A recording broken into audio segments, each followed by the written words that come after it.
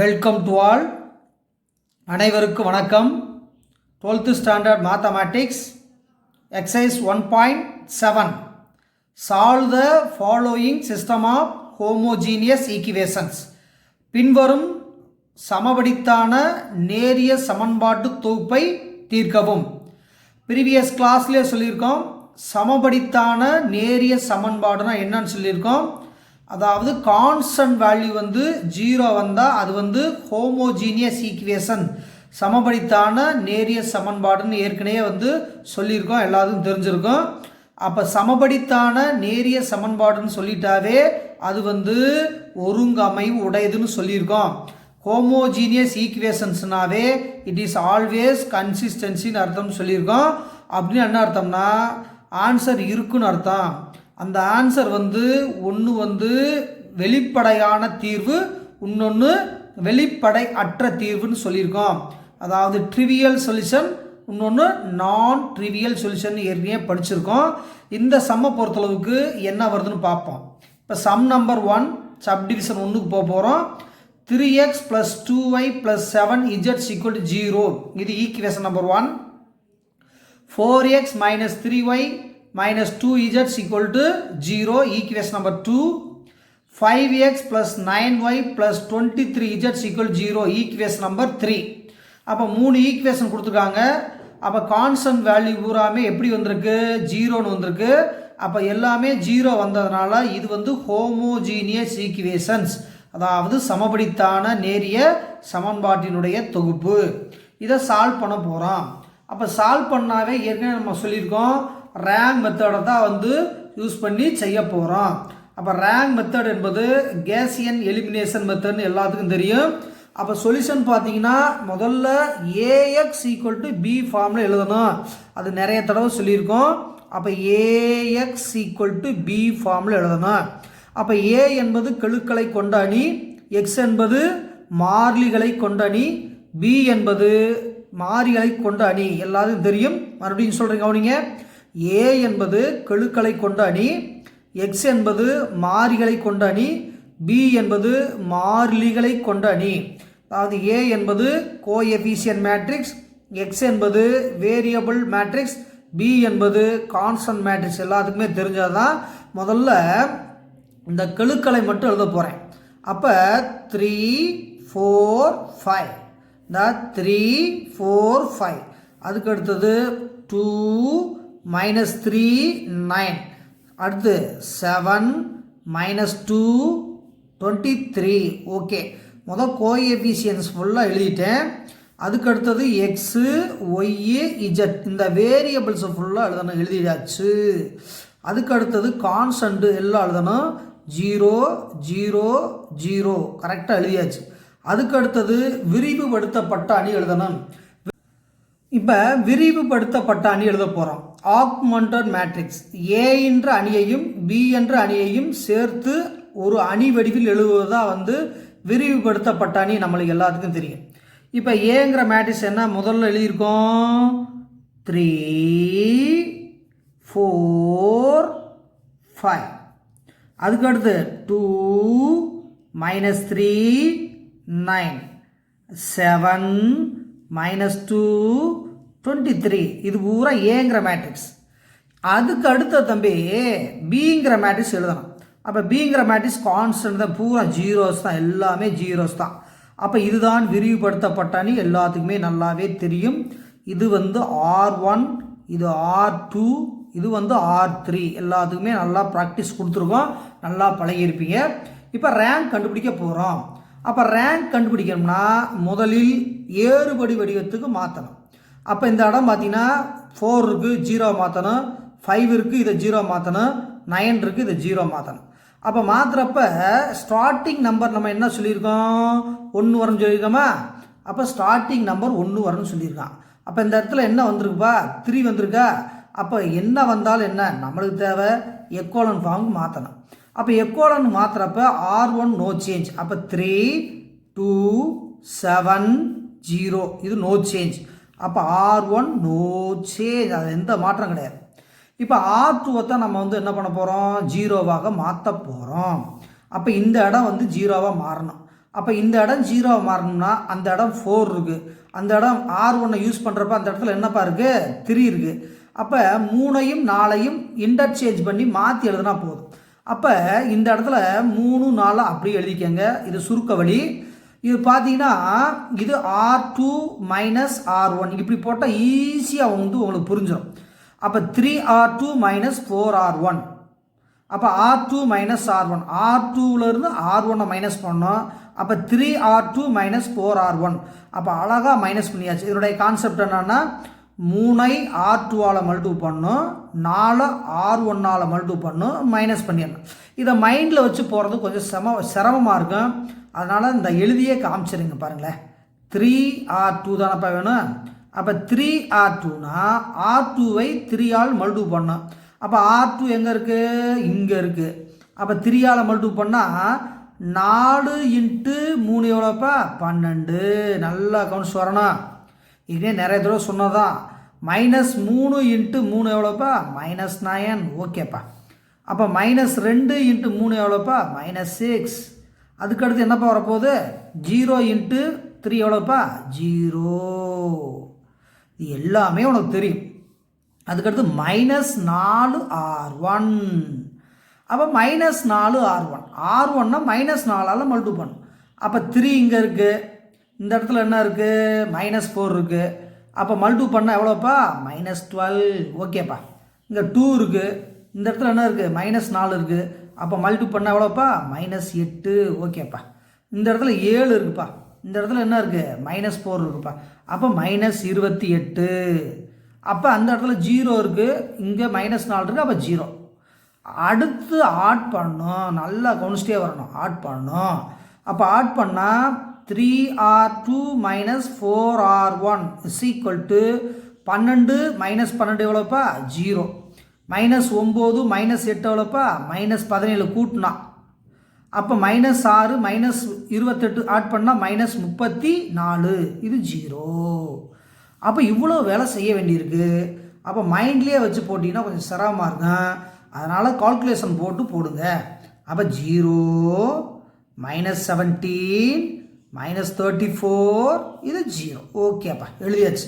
அதுக்கடுத்து இந்த இடத்துல என்னப்பா இருக்குது? 5 இருக்குது. அதை 0 ஆக்கணும். அப்போ R3யை நம்ம 0 ஆக்க போகிறோம். அப்போ இந்த இடத்துல கவனிங்க 3 இருக்குது. இந்த இடத்துல என்னப்பா இருக்குது? 5 இருக்குது. அப்போ இப்படியே போடுங்கப்பா. 3 5 இப்படி போட்டுக்கோங்கப்பா. அப்போ R3 மைனஸ் R1 அவ்வளோப்பா.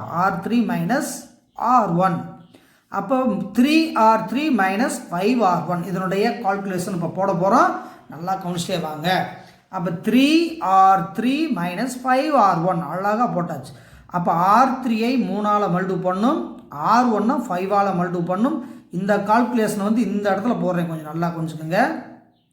ஏன்னா கால்குலேஷன் போட்டு செஞ்சால் தான் ஈஸியாக முடியும்.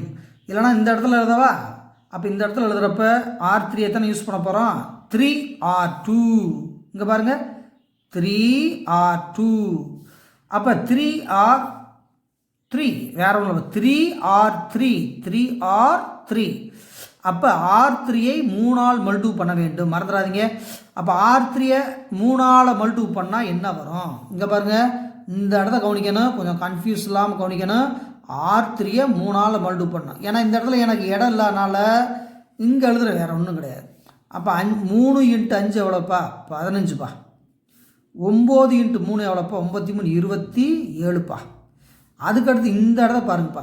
23 × 3 எவ்வளோப்பா? 69பா. 0 அவ்வளோதான்ப்பா. அடுத்தது கால்குலேஷன் என்ன போடுவோம்? -5R1 -5R1 அவ்வளோதான்ப்பா. -5R1 -5ஆல் பெருக்குனா இங்கே பாரு 3 × -5 -15. ஓகேப்பா. இந்த இடத்துல 2 இருக்குது. இந்த இடத்துல -5 இருக்குது. அப்போ எவ்வளோப்பா? -10பா. அடுத்து 7 × -5 எவ்வளோப்பா? 7 5 35. அப்போ -35பா. அதுக்கடுத்து 0 × -5 0பா. அப்படியே ஆட் பண்ணுப்பா. பொறுமையாக தான் சொல்லிட்டு வர்றேன். அப்போ 3R3 மைனஸ் 5R1 கூட்டுங்க. என்ன வரப்போகுது? ஆட் பண்ணுங்க. அப்போ இந்த இடத்துல கூட்டினா எவ்வளவு? 15 -15 0. 27லேருந்து 10 மைனஸ் பண்ண எவ்வளவு 17. இந்த இடத்துல 39 இருக்குது, 69 இருக்குது, -35 இருக்குது. அப்போ எவ்வளோ +34, இது 0பா. அவ்வளோதாப்பா. அப்போ இந்த R3க்கு பதிலாக 0, 17, 34, 0 அழகாக வந்துருச்சு. அப்போ எல்லாத்துக்குமே காரணம் கால்குலேஷன் தான்ப்பா. அதுக்கடுத்து என்ன பண்ண போகிறோம், R3யை 0 ஆக்க போகிறோம். கொஞ்சம் நல்லா கவனிச்சுக்கோங்க, R3யை 0 ஆக்க போகிறோம். நான் ஏற்கனவே சொன்ன மாதிரி எக்கோலன் ஃபார்ம் மாத்திரமா இது 0 ஆக்கணும் ஆக்கிட்டோம், இது 0 ஆக்கணும் ஆக்கிட்டோம், இந்த 17 0 ஆக்கணும். அப்போ இந்த தான் R3 லைன். அது R3 லைனை 0 ஆக்கணும்னா R2 தான் யூஸ் பண்ண சொல்லியிருக்கான். அப்போ இங்கே 17, இங்கே -17 சூப்பராக இருக்குது. அப்போ அப்படியே ஆட் பண்ணாவே போதும். அப்படியே ஆட் பண்ணுறப்ப முதல்ல நம்ம செய்ய வேண்டியது R1 மாற்றக்கூடாது. 3, 2, 7, 0. ஓகே, R2 மாற்றக்கூடாது. 0, -17, -34, இது 0. ஓகே, இப்போ R3 தான் என்ன சொல்லியிருக்கோம், 0 ஆக்க போகிறோம். அப்போ R3 + R2 அப்படியே கூட்டிருங்க. 0 கூட்டினா 0, -17 + 17 ஆட் பண்ணால் 0, -34 + 34 அதுவும் 0, 0, 0, 0. அப்போ ஏறு வடிவம் வந்தாச்சு. இப்போ ஏறு வடிவம் வந்த பின்னால் ரேங்கை நம்ம என்ன கண்டுபிடிக்கணும், ரேங்க் மெத்தட் தான் ஃபாலோ பண்ணிகிட்டு இருக்கோம். அப்போ எக்கோலன் ஃபார்முக்கு வந்த பின்னால் ரேங்க் என்னன்னு பார்க்கணும். அப்போ ரேங்க் என்னன்னு பார்க்குறப்ப இதை கையை வச்சு மறைச்சிக்கோங்க. அப்போ இது பூராவே என்ன தம்பி, ஏ 2 லைன் மிச்சம் இருக்குது. அப்போ ரேங்க் ஆஃப் ஏ என்பது 2. அப்போ இதை மூடிக்கங்கள. அப்போ நம்பர் ஆஃப் நான்-ஜீரோ ரோஸ் எவ்வளோப்பா, நம்பர் ஆஃப் நான்-ஜீரோ ரோஸ் 2. அப்போ இந்த லைனே அடியாயிருது இல்லையா, அப்போ ஆன்சர் 2. அப்போ rank of A bar B அப்போ எவ்வளோப்பா வருது, இதுக்கு 2 தான்ப்பா, ஏன்னா இந்த லைனே அடியாரு. அப்போ எண்ணு எவ்வளோப்பா, எண்ணு 3. 3ன்னா என்ன அர்த்தம், அன்னோன்ஸ் XY Z. அப்போ 3. அப்போ rank of A = 2, rank of A bar B = 2, n = 3.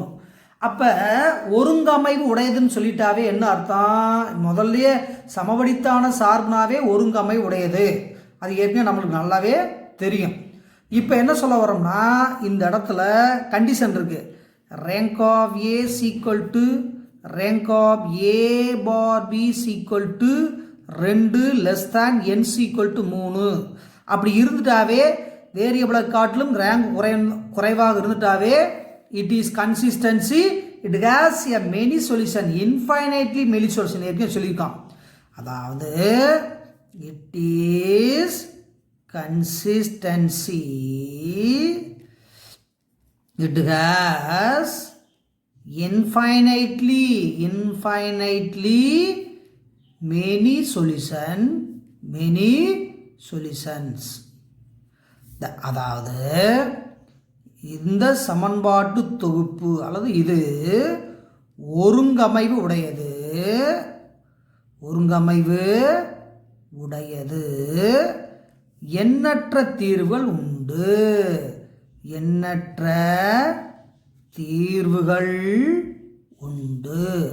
அப்படின்னு எழுதிடணும். எண்ணற்ற தீர்வு உண்டு, ஏன்னா ரேங்க் குறைஞ்சிட்டாவே எண்ணற்ற தீர்வு உண்டு.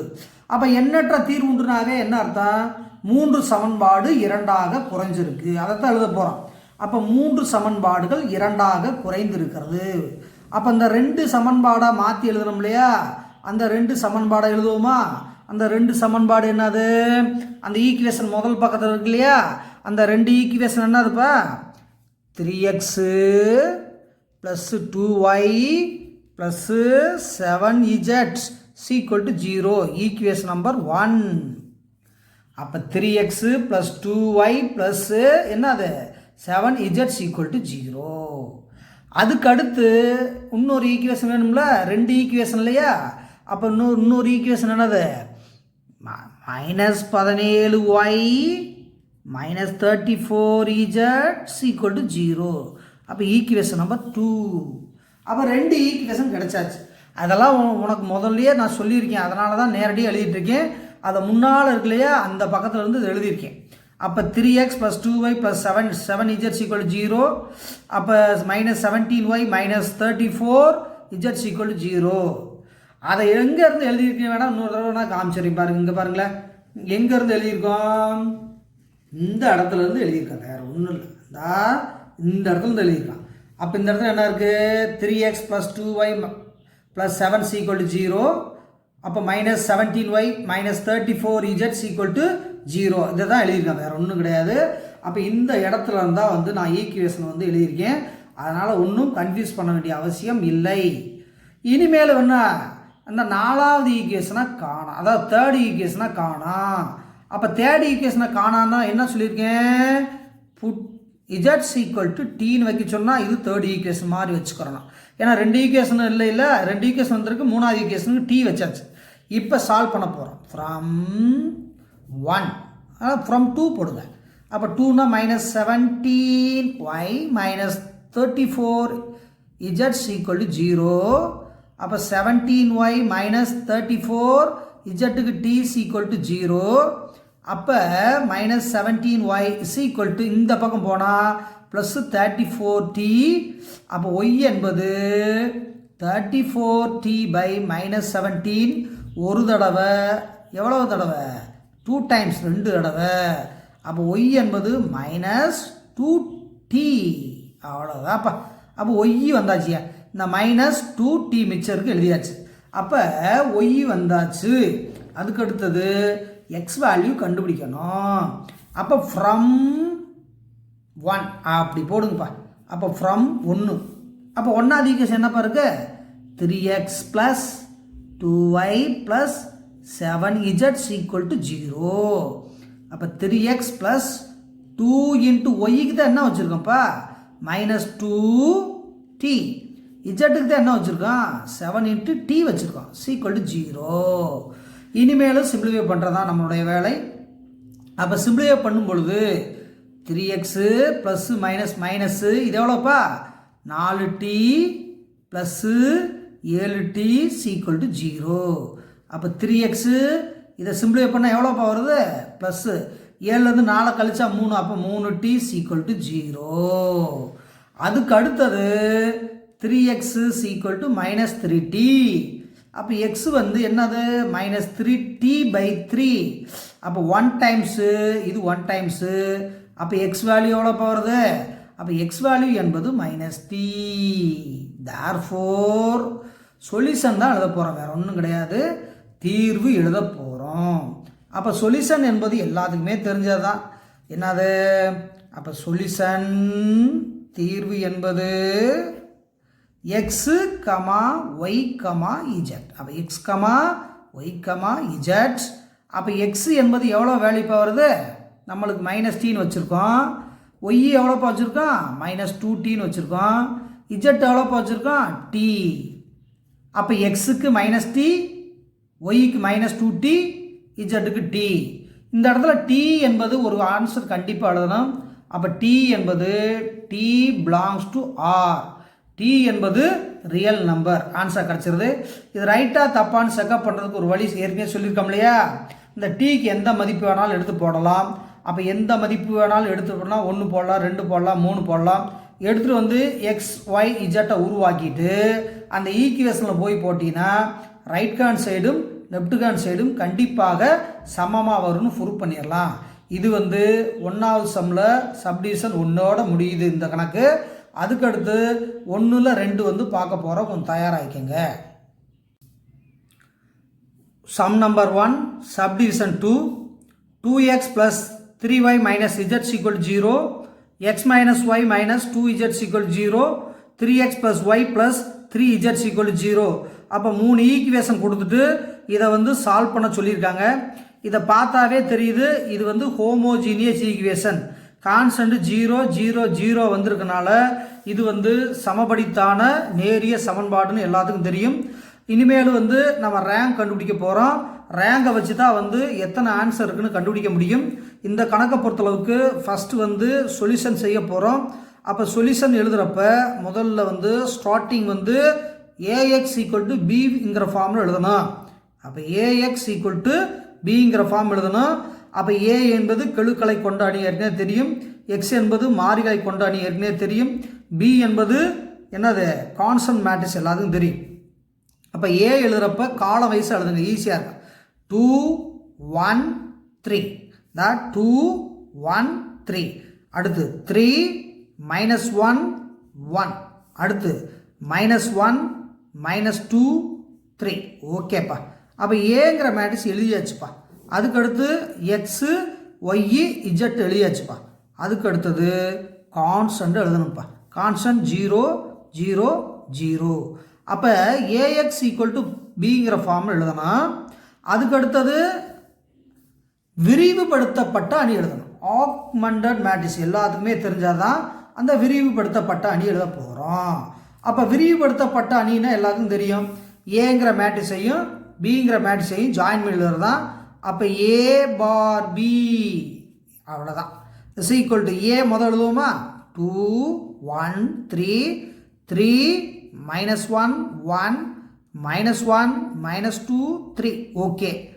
இது 0 0 0. இது எல்லாமே உனக்கு நல்லா ப்ராக்டிஸ் ஆகிருக்கும், பாடமே முடிய போகுது. இது R1, இது R2, இது R3 பேர் வச்சாச்சு. அப்போ ரேங்க் கண்டுபிடிக்கிறதுக்கு நான் முதல்ல சொல்லியிருக்கேன், எக்கோலன் ஃபார்முக்கு மாற்றணும்.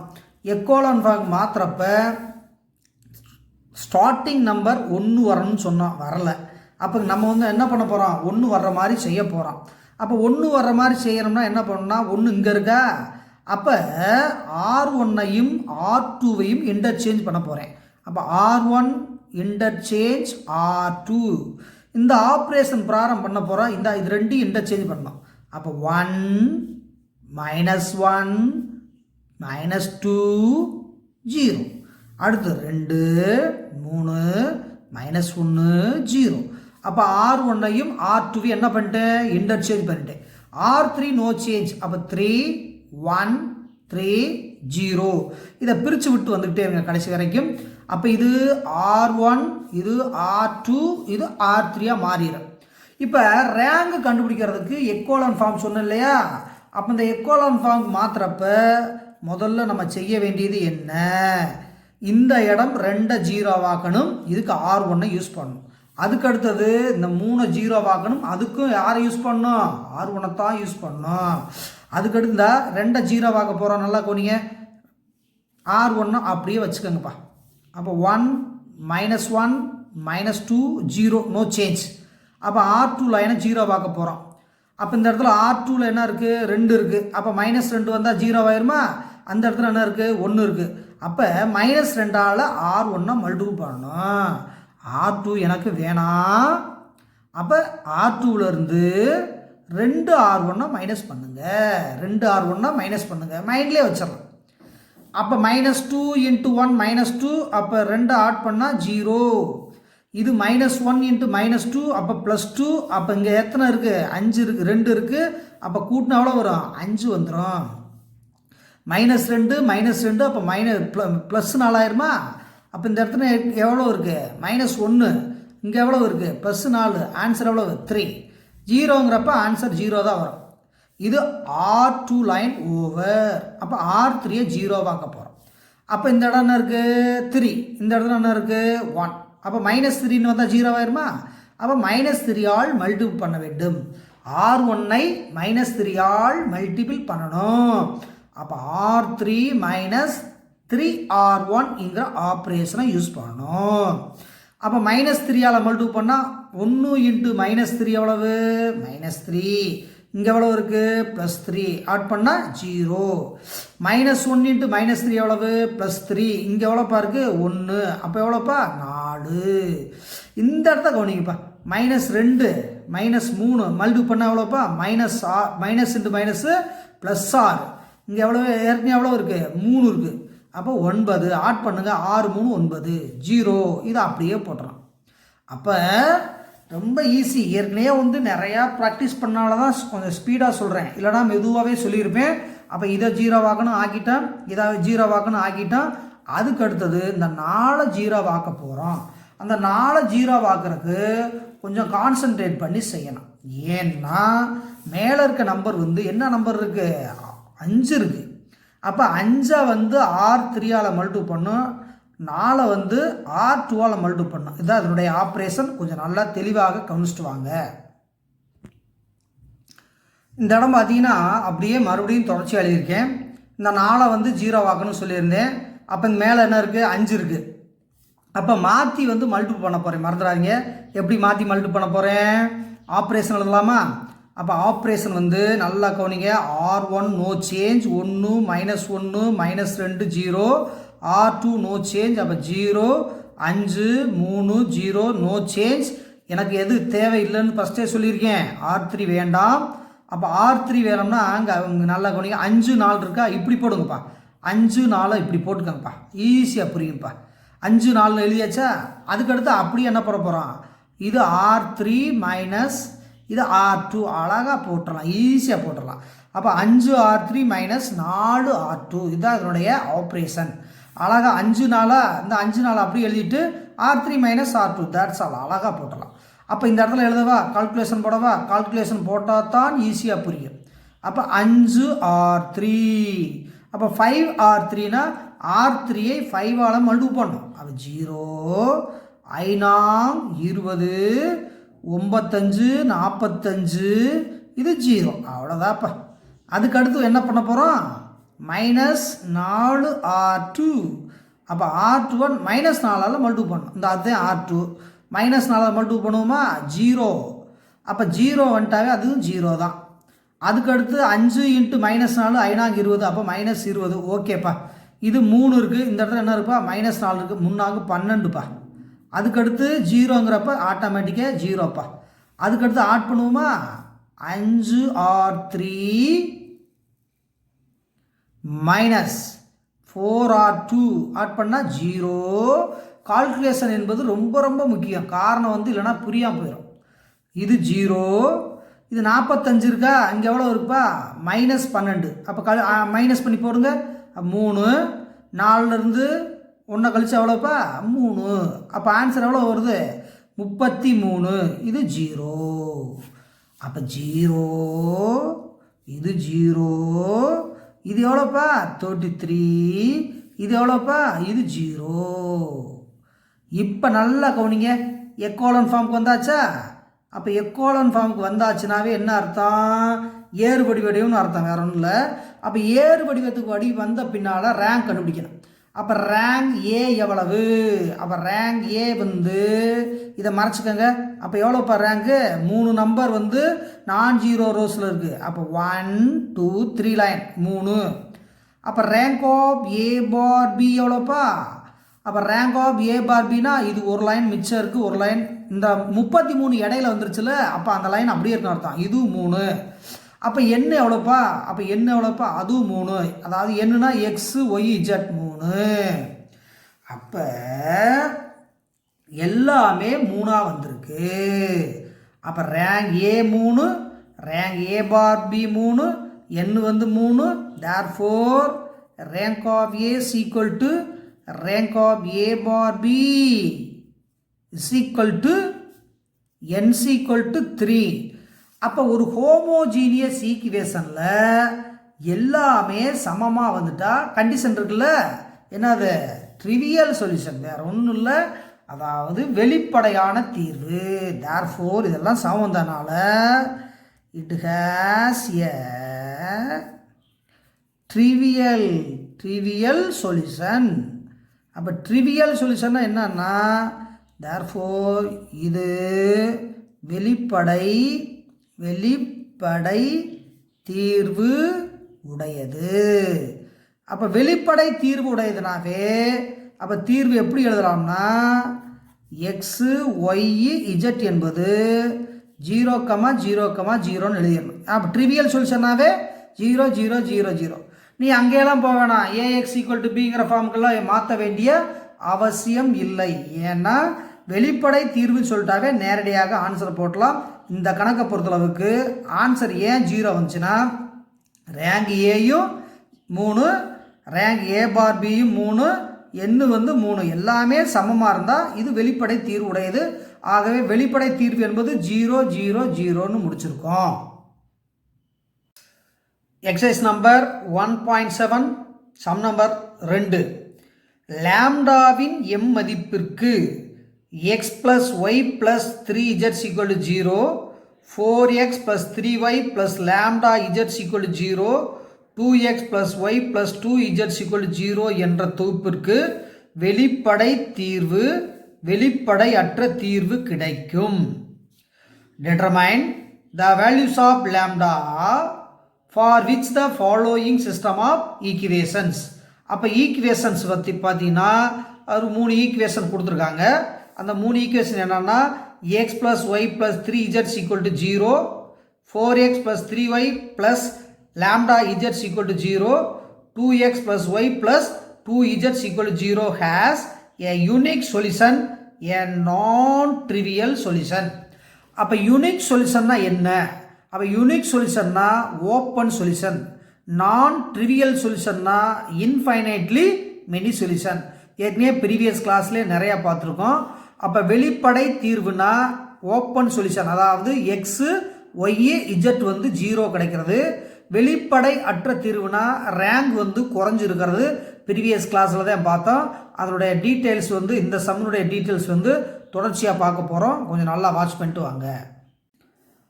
அப்போ equation first equation x plus y plus 3z equal 0, 4x plus 3y plus lambda z equal to 0, 2x plus y plus 2z equal to 0. அப்போ 3 ஈக்குவேஷன் கொடுத்துருக்காங்க. முதல்ல நம்ம செய்ய வேண்டியது ஏஎக்ஸ் ஈக்குவல் டு பி ஃபார்மில் மாற்றணும். அது ப்ரீவியஸ் கிளாஸ்லேயே நிறைய சொல்லியிருக்கோம். ஏ என்பது கெழுக்களை கொண்ட அணி, எக்ஸ் என்பது மாறிகளை கொண்ட அணி, பி என்பது மாறிலிகளை கொண்ட அணி. அதாவது ஏ என்பது கோஎஃபிஷியன்ட் மேட்ரிக்ஸ், எக்ஸ் என்பது வேரியபிள் மேட்ரிக்ஸ், பி என்பது கான்ஸ்டன்ட் மேட்ரிக்ஸ். அப்படியே இதை வந்து உருவாக்கலாமா? அப்போ முதல்ல கோஎஃபிஷியன்ஸாக எழுத போகிறோம். 1 4 2, 1 4 2 எழுதியாச்சு. அடுத்து 1 3 1, 1 3 1. Next 3 lambda 2. அப்போ 3 லாம்டா 2. அப்போ ஏங்கிற மேட்ரிக்ஸ் எழுதிட்டோம். இது வந்து எக்ஸு ஒய் இஜெட் ஓகேப்பா, அப்படியே எழுதிட்டோம்ப்பா. அதுக்கடுத்து கான்ஸ்டன்ட் எழுதணும்.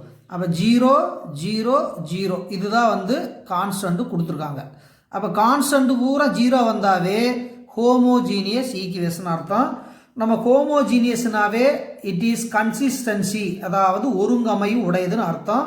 நம்ம எல்லாத்துக்குமே தெரிஞ்சாதான். இப்போ என்ன பண்ண போகிறோம்? ரேங்க் கண்டுபிடிக்கணும். அப்போ ரேங்க் கண்டுபிடிக்கணும்னாவே ஆக்மெண்டட் மேட்ரிக்ஸ் எழுதணும், அதாவது விரிவுபடுத்தப்பட்ட அணி எழுதணும். அப்போ விரிவுபடுத்தப்பட்ட அணினா என்ன அர்த்தம்னா ஏ என்ற அணியையும் பி என்ற அணியையும் ஜாயின் பண்ணி எழுதுறது தான் ஆக்மெண்டட் மேட்ரிக்ஸ். அப்போ ஏ மேட்ரிக்ஸையும் பி மேட்ரிக்ஸையும் ஜாயின் பண்ணி எழுத போகிறோம். அப்போ ஜாயின் பண்ண என்ன வரும்? 1 4 2 1 3 1 3 லாம்டா 2. இது வந்து ஏ மேட்ரிக்ஸ், ஒரு பார் கோடு போட்டிருங்க. 0 0 0 இது பி மேட்ரிக்ஸ் போட்டாச்சு. அப்போ பார்த்தீங்கன்னா இது R1 லைன், R2 லைன், இது R3 லைன். அப்போ 3 லைன் கிடச்சிருக்கு. அதாவது row 1 row 2 row 3. Next step என்ன சொல்ல வரோம்னா ரேங்க் கண்டுபிடிக்கணும். ரேங்க் கண்டுபிடிக்க முன்னால் இந்த லேம்டா வந்து R2ல் இருக்கா, அப்போ R3 கொண்டு போனால் கொஞ்சம் யூஸ்ஃபுல்லாக இருக்கும். அப்போ என்ன செய்ய வர்றோம்? R2 இன்டர்சேஞ்ச் R3ங்கிற வேர்டை யூஸ் பண்ண போகிறோம். ஏன்னா இந்த லேம்டாவை இங்கிட்டு கொண்டு வர போகிறோம். அப்போ R1 no change, 1 1 3 0 no change. அப்போ R2வையும் R3 தான் மாற்ற சொன்னோம். அப்போ இந்த 2 1 2 0 மேலே போயிடும். அப்போ 2 1 2 0 மேலே போயிடும். அதுக்கடுத்து R2 கீழே வந்துடும். அப்போ 4 3 லாம்டா 0. அப்போ R2 இன்டர்சேஞ்ச் R3 அப்ளை பண்ணிட்டோம். இனிமேல் வந்து ரேங்க் கண்டுபிடிக்க போகிறோம்.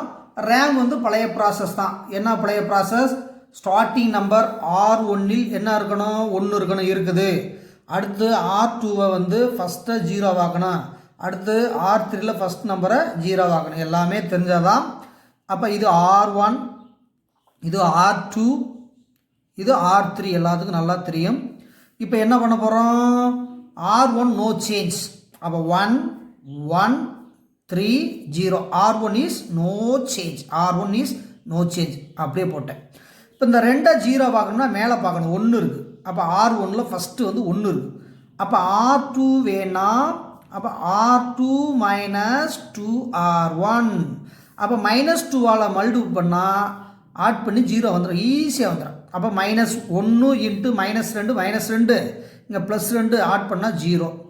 அப்போ 1 × -2 இங்கே 1 இருக்குது. அப்போ -1 இங்கே 3 இருக்குது, இங்கே -2 இருக்குது. அப்போ மல்டிபிள் பண்ண எவ்வளோப்பா? -6. அந்த இடத்துல 2 ஆட் பண்ணால் எவ்வளவு? -4. அதுக்கு 0 × anything 0 அப்படியே போட்டாச்சு. இது எல்லாமே உனக்கு நல்லா தெரியும், ஏன்னா ரேங்க் வந்து நல்லா ப்ராக்டிஸ் கொடுத்துருக்கோம், எனக்கு நம்பிக்கை இருக்குது. அடுத்து 4 0 பார்க்கணும்னா R1 யூஸ் பண்ணணும். அப்போ அந்த இடத்துல என்னப்பா இருக்குது? 1 இருக்குது. அப்போ 1 இருந்தால் என்ன பண்ண போகிறோம்? -4ஆல் மல்டிபிள் பண்ண போகிறோம், வேறு ஒன்றும் கிடையாது. அப்போ R3 வேணாம். அப்போ R3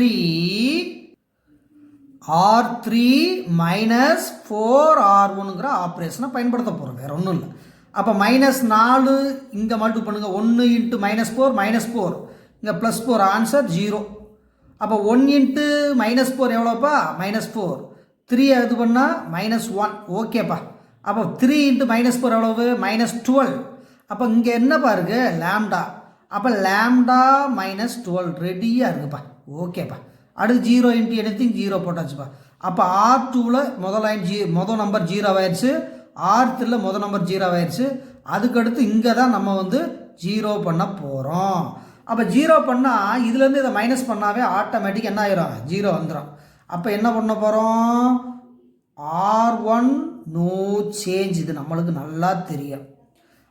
R2வும் நோ சேஞ்சு, இதுவும் நல்லா தெரியும். ஏன்னா நம்ம வந்து R3 தான் வந்து யூஸ் பண்ண போகிறோம், வேற ஒன்றும் இல்லை. அப்போ R3 வேணாம். அப்போ R3 -R2ங்கிற ஆப்ரேஷனை பயன்படுத்தினா இந்த இடம் 0 வேறு. அப்போ இந்த நம்பர்லேருந்து இந்த நம்பரை மைனஸ் பண்ணுங்க, 0 வந்துடும். அப்போ 0னாவே 0. -1 ஆஃப் -1 எவ்வளோ? +1. அப்போ ஆன்சர் வந்து இது என்னது? 0. அதுக்கடுத்து இந்த லைன் பார்த்தீங்கன்னா லாம்டா -12. அப்போ இந்த இடம் மைனஸ் இங்கே வர்றப்ப +4 ஆயிரும். அப்போ இந்த இடத்துல எழுதவா பாருங்களேன். அப்போ லாம்டா -12 -4. அப்போ என்ன வரப்போகுது? அப்போ லாம்டா -12 +4. அப்போ இது எவ்வளோப்பா? லாம்டா மைனஸ் எவ்வளவு? 8. அவ்வளோதான். சும்மா மைண்ட்லேயே வச்சு போடலாம் இந்த கால்குலேஷனை, ஒன்றும் இல்லை. அப்போ இந்த இடத்துல என்ன வரப்போகுது? லாம்டா -8. இது 0 அப்படியே போட்டாச்சு. அப்போ இப்போ எக்கோலன் ஃபார்முக்கு கொண்டு வந்துட்டோம். அப்போ எக்கோலன் ஃபார்முக்கு கொண்டு வந்தாவே நம்மளுடைய வேலை வந்து சுலபமாக முடிஞ்சிடும். இப்போ வந்து ஏக்கு என்ன ரேங்கு, ஏபிக்கு என்ன ரேங்குன்னு இப்போ கண்டுபிடிக்க போகிறோம். கொஞ்சம் நான் தெளிவாக கவனிச்சு வரணும், ஏன்னா ஆன்சர் பார்த்து கொண்டுட்டோம். அப்போ ரேங்க் ஆஃப் ஏ என்பது எவ்வளவு? நான்-0 ரோஸ் 1 2 3. அப்போ லாம்டாவுக்கு என்ன வேல்யூ போடணும்னு சொல்லியிருக்காங்களா? முதல்ல அதை செக்கப் பண்ணுவோம். அப்போ இந்த லாம்டாவுக்கு வந்து எந்த வேல்யூ போட்டால் ஆன்சர் வந்து 3 கிடைக்குன்னு பார்க்கணும். அது அப்படியே இருக்கட்டும், அதெல்லாம் செக்கப் பண்ணிக்கலாம். முதல்ல வந்து ரேங்க் வந்து இங்கே கண்டுபிடிக்க முடியாது, ஏன்னா லாம்டா வந்ததுனால. இப்போ சம்முக்கு போயிடலாம். அப்போ சம்மு என்ன சொல்லியிருக்காங்கப்பா? கொஸ்டின் நம்பர் 1, ஃபஸ்ட்டு கொஸ்டின், வெளிப்படை தீர்வு. வெளிப்படை தீர்வு, அவ்வளோதான்ப்பா. அப்போ இந்த இடத்துல ரேங்க் கண்டுபிடிக்க முடியாதுன்னு சொல்லிட்டான். அப்போ இது வெளிப்படை தீர்வு. வெளிப்படை தீர்வுன்னு என்ன அர்த்தம்? Unique solution. அப்போ யூனிக் சொல்யூஷன். இப்போ இந்த இடத்துல பார்த்தீங்கன்னா லாம்டா -8 = 0. அப்போ லாம்டா எவ்வளோ வரும்? 8. இந்த வேல்யூ தான் நம்ம அப்ளை பண்ண போகிறோம். இப்போ when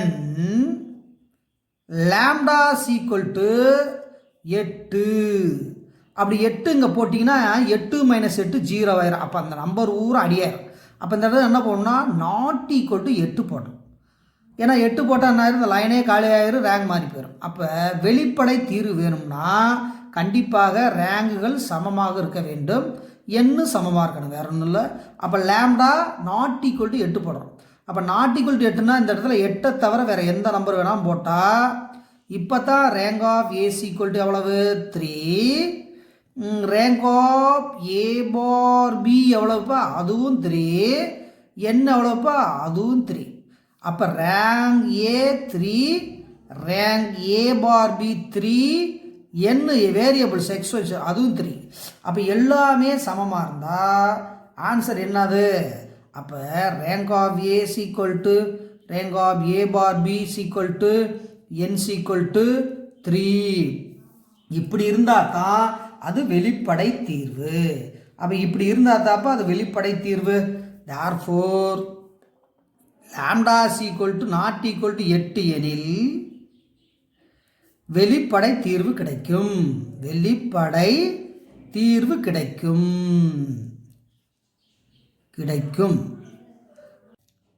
when lambda not equal to 8 then it has a trivial solution. அப்போ first question over.